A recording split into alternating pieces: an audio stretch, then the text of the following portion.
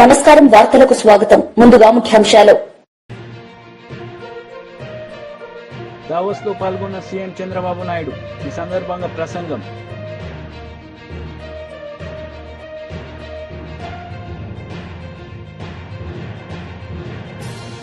మాజీ మంత్రి జగదీష్ రెడ్డి మీడియా సమావేశం. సీఎం రేవంత్ రెడ్డిపై ఫైర్.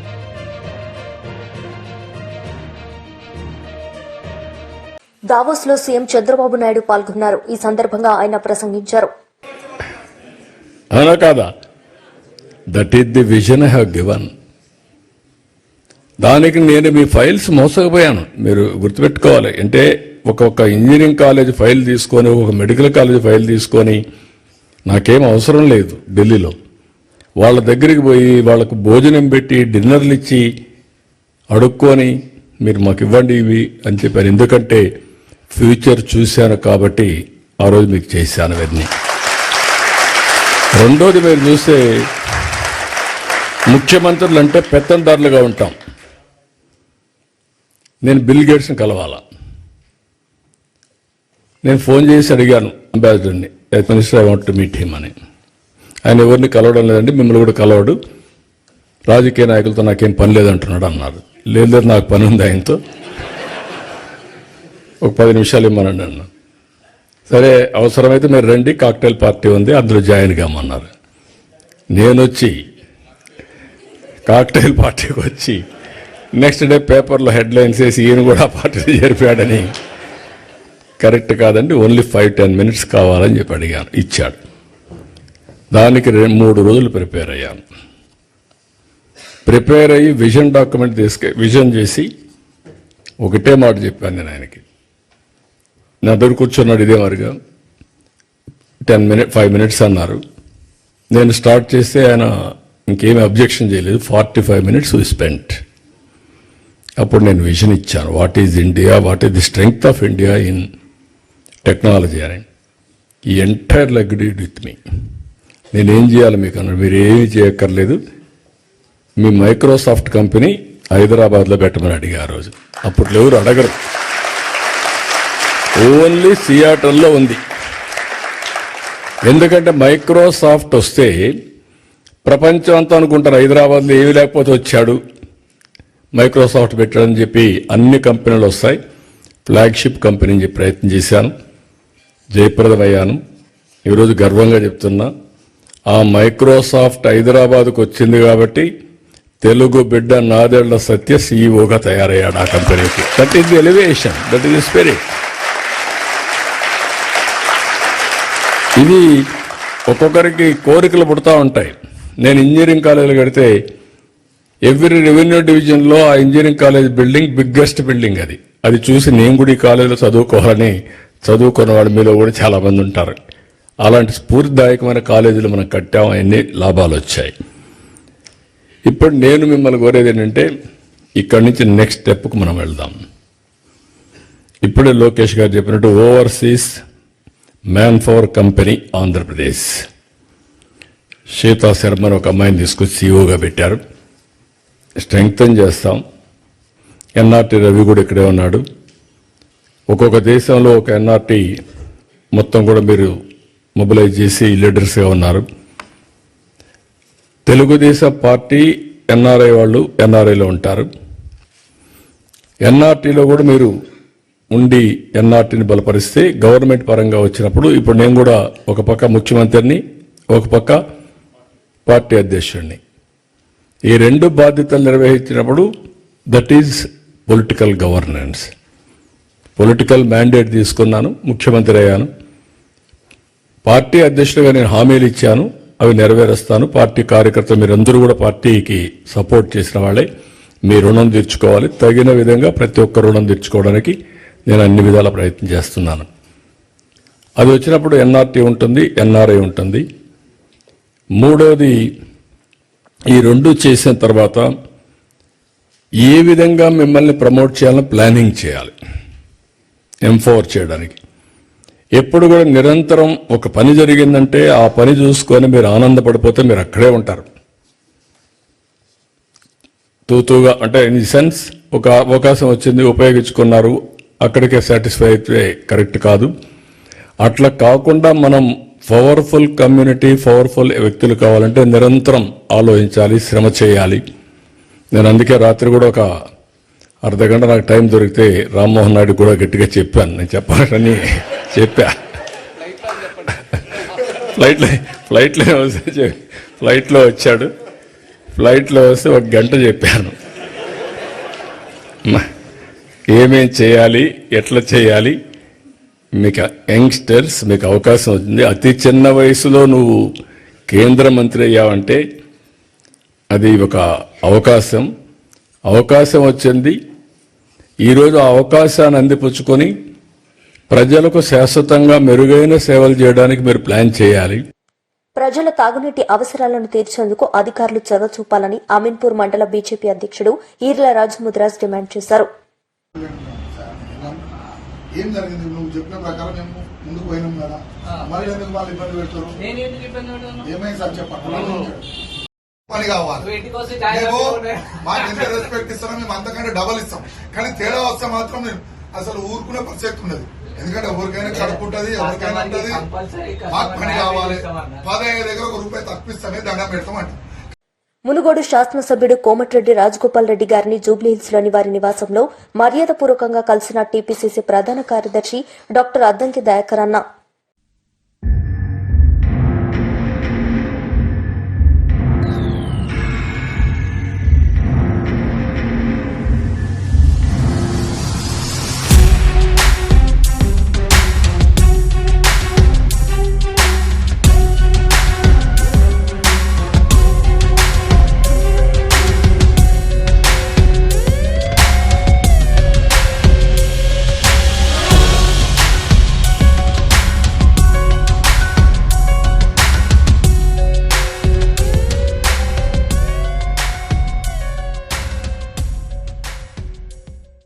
దావస్ లో మంత్రి లోకేష్ పాల్గొన్నారు. ఈ సందర్భంగా ఆయన ప్రసంగించారు.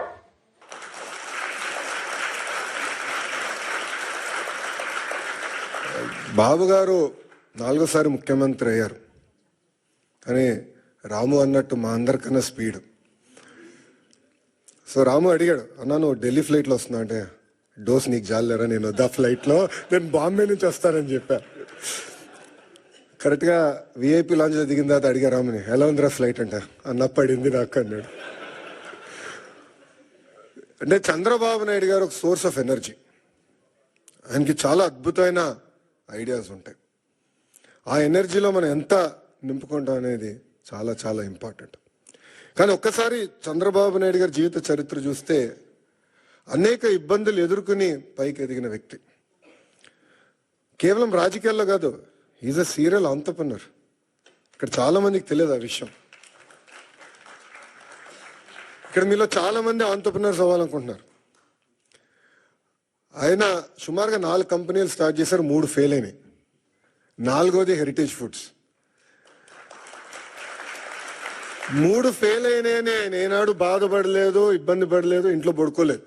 80% సక్సెస్ అవ్వాలని ఆయన వెళ్ళారు. రాజకీయాల్లో మనం చూసాం, ముఖ్యమంత్రిగా దేశం మొత్తం ఆయన వైపు చూసే విధంగా నాయకుడిగా ఆయన ఎదిగిన, రాజకీయాల్లో హైస్ ఉంటాయి, లోస్ ఉంటాయి. ఆయన ఎప్పుడూ ఆయన హైని లో ఎటు తీసుకున్నారు అట్టనే తీసుకున్నారు. వాస్తవంగా మాకు లోయెస్ట్ పాయింట్ బాబు గారిని అరెస్ట్ చేసినప్పుడు, బహుశా ఇక్కడున్న అందరు కూడా అది మన జీవితంలో లోయెస్ట్ పాయింట్.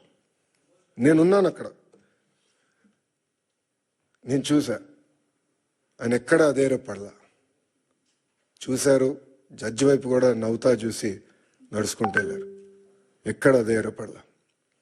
52 రోజులు ఆయన బంధిస్తే మేము వెళ్ళేవాళ్ళం ములాఖాత్కి. మళ్ళీ అక్కడ కూడా మాకు అక్షంతలు పడేది. మొత్తం ఆయన చదివేసేవారు డాక్యుమెంట్లు, నోటింగ్స్తో సహా మాకు చెప్పారు, ఇక్కడ మీరు వీక్గా ఉన్నారు, ఇక్కడ చూసుకోండి, ఇక్కడ జాగ్రత్తగా ఉండండి. ఎప్పుడు అధైర్యపడలా. ఆయన బయటికి వచ్చిన తర్వాత కూడా ఒక సింహం లాగా వచ్చారు. ఆ విజువల్స్ మనందరం చూసాం. ఇది మీ అందరికి ఎందుకు చెప్తున్నానంటే, జీవిత ప్రయాణాల్లో మనందరం అనేక ఇబ్బందులు ఎదుర్కొంటాం. ఒక ఆంటర్‌ప్రెన్యూరల్ జర్నీ అవ్వచ్చు, పొలిటికల్ జర్నీ అవ్వచ్చు, మనందరం అనేక ఇబ్బందులు ఎదుర్కొంటాం. కానీ నమ్ముకున్న దానికోసం అహర్నిశలు కష్టపడితే మనం ఆశించింది, ఆలోచించింది సాధించగలుగుతామన్న నిజం స్వరూపం గౌరవ ముఖ్యమంత్రి చంద్రబాబు నాయుడు గారు. ఎన్ఆర్ఐస్ అంటే నాన్ రెసిడెంట్ ఇండియన్స్ అంటారు. నాకు మటుకు మీరు ఎంఆర్ఐస్, మోస్ట్ రిలయబుల్ ఇండియన్స్. మీరు యూరోప్కి వచ్చి దశాబ్దాలైనా మీ మనసు ఎప్పుడు ఆంధ్ర వైపు ఉంటుంది. 2019 నుంచి 24 వరకు రాష్ట్రం దారి తప్పిందే, మనం అనేక ఇబ్బందులు ఎదుర్కొంటున్నాం, మన పరువు పోతుందని చాలామంది నన్ను కలిశారు, నాతో మాట్లాడారు, నాకు వాట్సాప్లో మెసేజ్ పెట్టారు.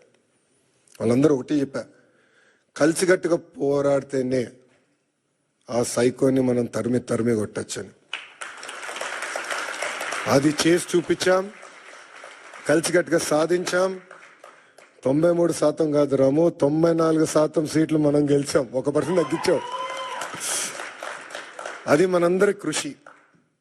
ఆ 5 సంవత్సరాల్లో ఇక్కడున్న మీ అందరి సహకారంతో అనేక సంక్షేమ అభివృద్ధి కార్యక్రమాలు కూడా మనం చేశాం. అమరావతి ఉద్యమం కానివ్వండి. బీజేపీ లీడర్ మీడియా సమావేశం నిర్వహించారు. ఈ సందర్భంగా పలు అంశాలపై ఆయన మాట్లాడారు. అన్ని మోర్చాలు కూడా ఒక 1 year అయింది.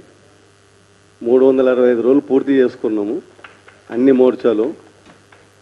ఈ రోజుకు 366వ రోజు. ఈ రోజే ఓబీసీ మోర్చా ఈ డైరీని కూడా రిలీజ్ చేయడం చాలా సంతోషం.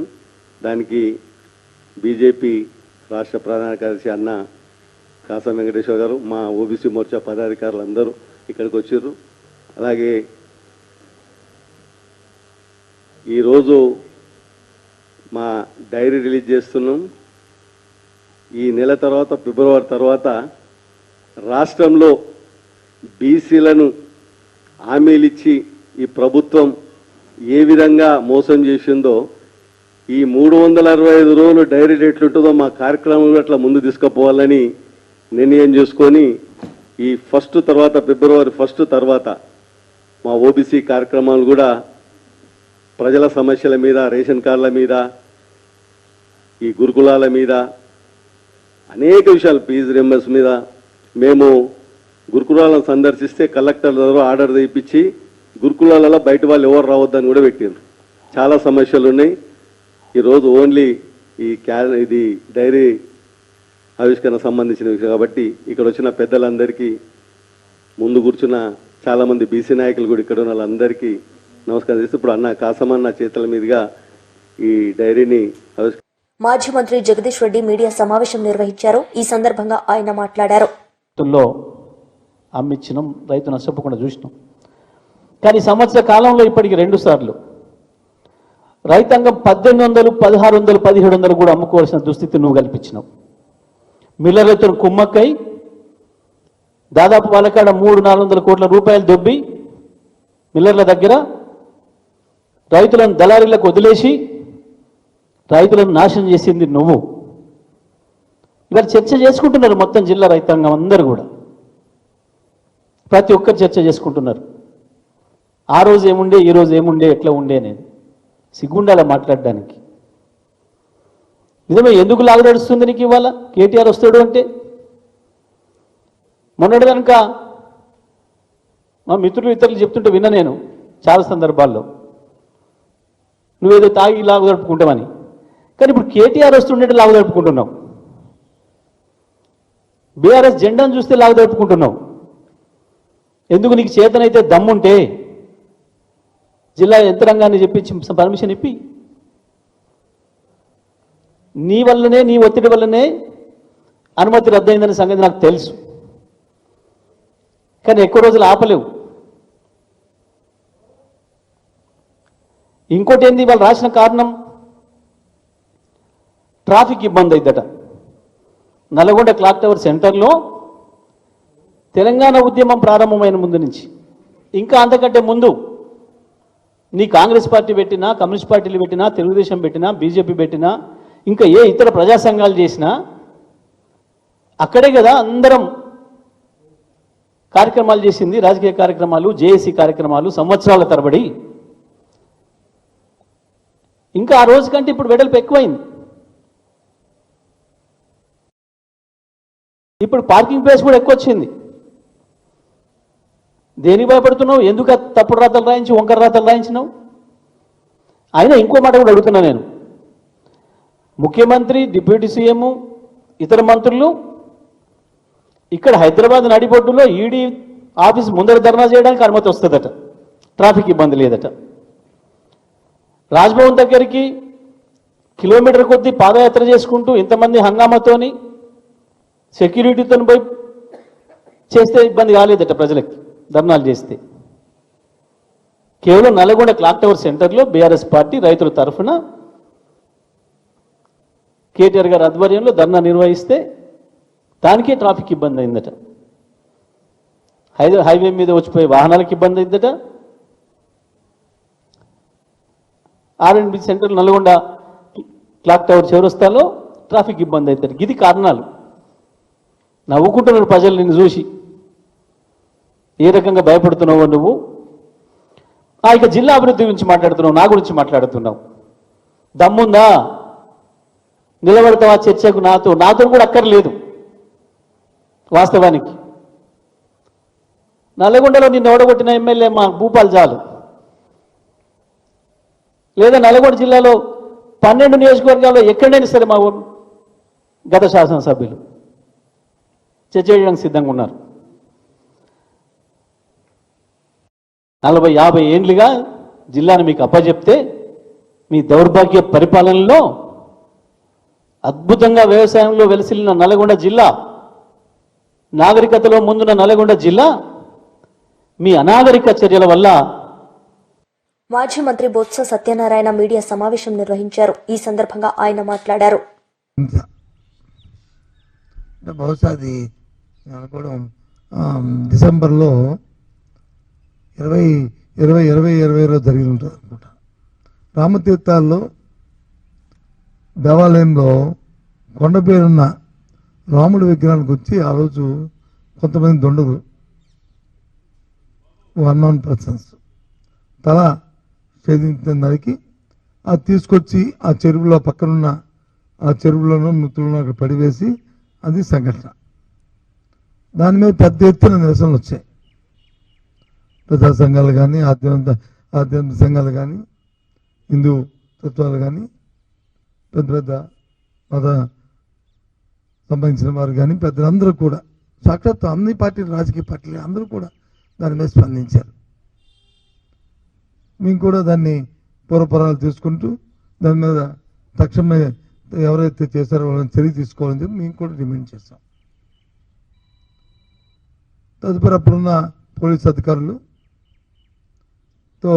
ఒక కమిటీని కూడా, ఒక ఎంక్వైరీకి ఒక కమిటీ కూడా, ఒక 3 అధికారులతో కమిటీని కూడా వేయడం కూడా జరిగింది. వాళ్ళు కూడా పర్యవేక్షించారు. ఫైనల్గా ఏం తేల్చారంటే, ఒక వ్యక్తిని మీద ఈ అభియోగాన్ని ఆపాదించి ఆ వ్యక్తిని చేటు కింద పెట్టి మిగతా వాళ్ళని ఇన్వెస్టిగేషన్ చేస్తున్నాము ఇంకా అని చెప్పని ఆ వ్యక్తిని ఇంట్రాగేట్ చేసి ఛార్జ్ షీట్ పెట్టడం జరిగింది. ఛార్జ్ షీట్ పెట్టారో లేదు ఇంకా ఐ డోంట్ నో, ఇంకా నాకు ఐడియా కరెక్ట్గా నాకు ఐడియా లేదు. జరిగింది. సంఘటన జరిగి ఎన్నాళ్ళు అయింది? ఇప్పటికి దగ్గర 3 సంవత్సరాలు, 2.5 సంవత్సరాల పైన అయింది. మొన్నటి రోజున ఆ కేసులో ఉన్న ఎవరైతే ఏటుగా ఉన్న వ్యక్తికి సాక్షాత్తు ఆ దేవస్థానం ఎవరైతే వంశపారంపర్య మరి చైర్మన్గా ఉంటున్న అశోక్ గజపతి చేతి మీదుగా స్థానిక ప్రజాప్రతినిధులు అందరూ కలిపి 5 లక్షల రూపాయలని ఎవరైతే ముద్దాయిగా ఉన్న వ్యక్తి ఉన్నారో అతనికి ఇవ్వడం జరిగింది. ఆ డబ్బు కూడా ఎవరిది? పార్టీది కాదు, ముఖ్యమంత్రి సహాయ నిధి నుంచి. అయితే మీరెందుకు ఇప్పుడు మీరు మాట్లాడుతున్నారంటే, నేను అడుగుతుంది ఒకే ఒక్క ప్రశ్న సూటిగా ఈ ప్రభుత్వాన్ని. బీఆర్ఎస్ లీడర్ మీడియా సమావేశం నిర్వహించారు. ఈ సందర్భంగా ఆయన మాట్లాడారు. ఏదైతే రైతులకు హామీ ఇచ్చినాడో, రుణమాఫీ చేస్తామని చెప్పిండు, రైతు భరోసా ఎట్లాంటి ఆంక్ష లేకుండా 15,000 రూపాయలు ఇస్తా అని, అదేవిధంగా రైతులకు సంబంధించినటువంటి అనేక హామీలు ఇచ్చినటువంటి రేవంత్ రెడ్డి ఇవాళ ఆ హామీలు ఎందుకు నెరవేరుస్తలేవు అని అడగడానికి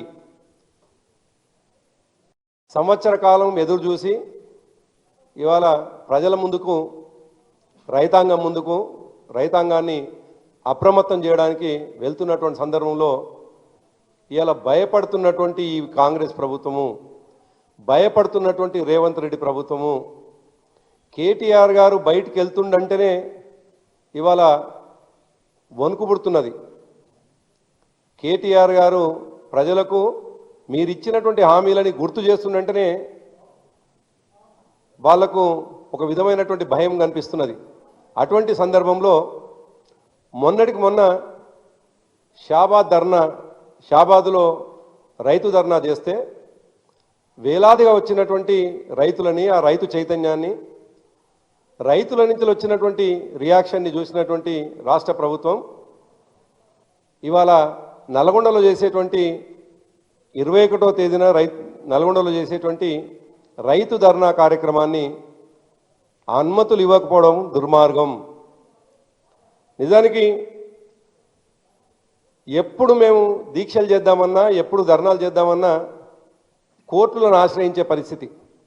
గతంలో మహబూబాబాద్లో ధర్నా చేస్తామంటే కూడా ఆంక్షలతో కూడినటువంటి ఆనాడు వాళ్ళు ప్రభుత్వమేమో అనుమతులు నిరాకరిస్తే చివరికి కోర్టుకు వెళ్ళి అనుమతులు తీసుకొచ్చేటువంటి పరిస్థితి.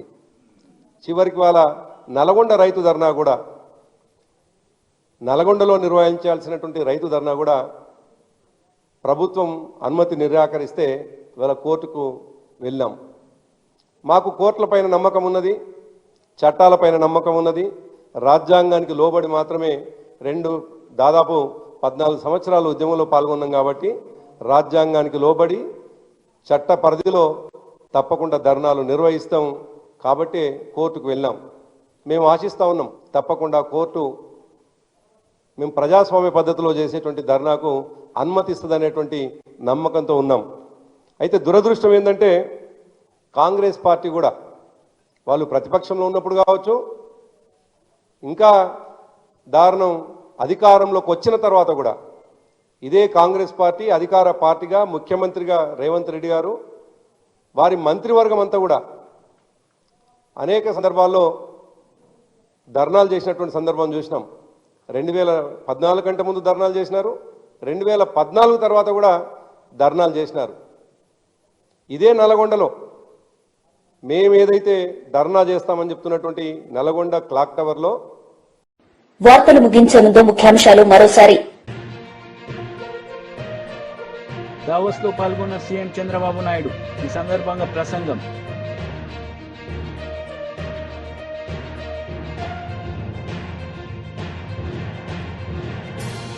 మాజీ మంత్రి జగదీష్ రెడ్డి మీడియా సమావేశం. సీఎం రేవంత్ రెడ్డిపై ఫైర్.